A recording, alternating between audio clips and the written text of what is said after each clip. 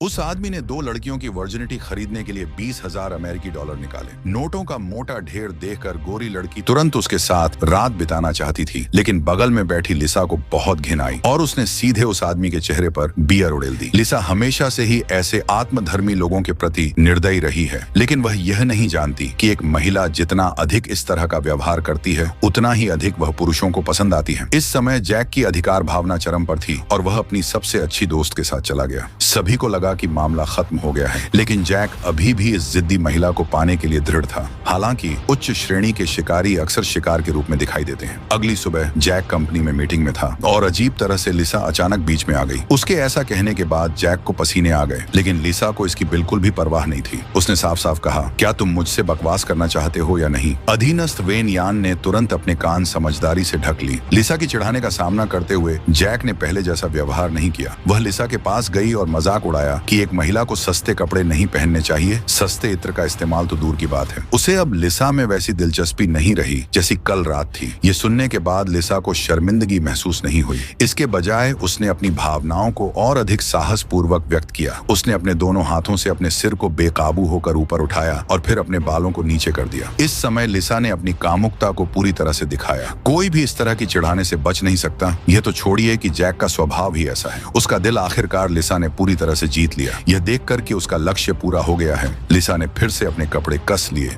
और फिर बिना पीछे देखे चली गई। शाम को लिसा लाल पोशाक में दिखाई दी। जैक की आंखें चमक उठीं और वह इस शानदार चेहरे के सामने लगभग घुटनों के बल बैठ गया, यह सोचकर कि यह उसका अब तक का सबसे अच्छा निवेश था।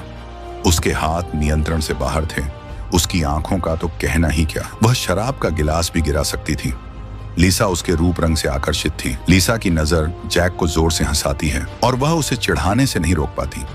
फिर वह जैक के करीब जाती है और उसकी शर्ट फाड़ देती है। कुछ देर तक प्यार करने के बाद वे थके हुए जमीन पर लेट जाते हैं और अपने अनुभव के बारे में बात करते हैं। एक दूसरे को अपनी भावनाएं बताते हैं। लिसा हमेशा मानती थी कि पैसे से सब कुछ नहीं खरीदा जा सकता है और जैक ने भी इस दृष्टिकोण को स्वीकार किया। वास्तव में उसे इस तरह की असाधारण जिंदगी बिल्कुल पसंद नहीं थी और उसे पैसे से चीजें खरीदना पसंद नहीं था। ऐसा करने का कारण सिर्फ सच्चा प्यार पाना है, लेकिन यह विचार भोलापन और मूर्खतापूर्ण है। लेकिन लिसा उसके साथ पैसे के लिए नहीं थी। वह जैक के सामने एक आईने की तरह थी, जिससे उसे पता चलता था कि वह अतीत में कितना सिद्धांतवादी था। दोनों ने पूरी रात बातें की। जैक ने पहले कभी किसी के साथ ऐसा व्यवहार नहीं किया था और वह लिसा के लिए एक तरह की प्रशंसा महसूस करने से खुद को रोक नहीं पाया। जैक अपने रिश्ते को एक कदम और आगे ले जाना चाहता था, लेकिन लिसा के पास छिपाने के लिए कुछ था। लिसा के चले जाने के बाद जैक पूरे दिन गुमसुम रहता था। इस समय उसके कर्मचारी अचानक उसके लिए एक अखबार लेकर आए। अखबार की सामग्री उसे गुस्सा दिलाने के लिए काफी थी। शीर्षक था स्वधर्मी और बेशर्म आदमी और उसके पीछे बहुत सारे लानत मलामत वाले दृश्य थे। इस सामग्री की संपादक लिसा थी। पता चला कि उसकी असली पहचान एक रिपोर्टर थी। उसने सिर्फ अपना नाम बनाने के लिए जैक से संपर्क किया था। जैक, जिसने यह समझ लिया था, तुरंत निराश हो गया। उसने लिसा को गुस्से में पाया और मामले की सच्चाई का पता लगाया। पता चला कि यह वह नहीं था जो उसने सोचा था। न केवल लिसा को प्यार हो गया, बल्कि जैक भी पहले से ही उससे दिल से प्यार करता था और दोनों को अंततः इस कठिन अर्जित प्यार का फल मिला।